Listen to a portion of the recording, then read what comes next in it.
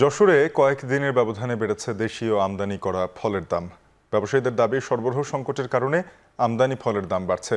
শহরের মনিহার ফলপট্টি থেকে আরও জানিয়েছেন রিপন হোসেন।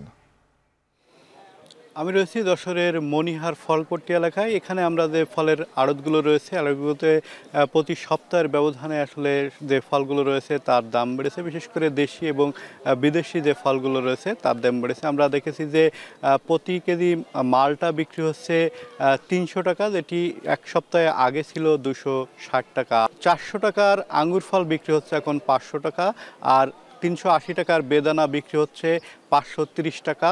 ১০০ টাকার ড্রাগন বিক্রি হচ্ছে ১৫০ টাকা, আর ৩০০ টাকার আপেল বিক্রি হচ্ছে ৩৩০ টাকা, আর প্রতি পিস আনারস বিক্রি হচ্ছে ৬০ টাকা, যেটি এক সপ্তাহ আগে ছিল ৫০ টাকা। আমরা যারা ব্যবসায়ী রয়েছেন তাদের সাথে কথা বলেছি, বিশেষ করে যারা পাইকারি ব্যবসায়ী রয়েছেন তারা বলছেন যে ডলার সংকট এবং এলসি যে জটিলতা রয়েছে সেই জটিলতার কারণে এই ফলের শুল্ক বেশি হওয়ার কারণে তাদের ফল আমদানি করতে সমস্যা হচ্ছে, এবং বাজারে আমরা দেখেছি যে অন্যান্য বছরের তুলনায় এবছর সরবরাহ কম রয়েছে, সে কারণে কিন্তু দামটি বেড়েছে তারা বলছেন। এই ছিল এখান থেকে আমার কাছে সর্বশেষ।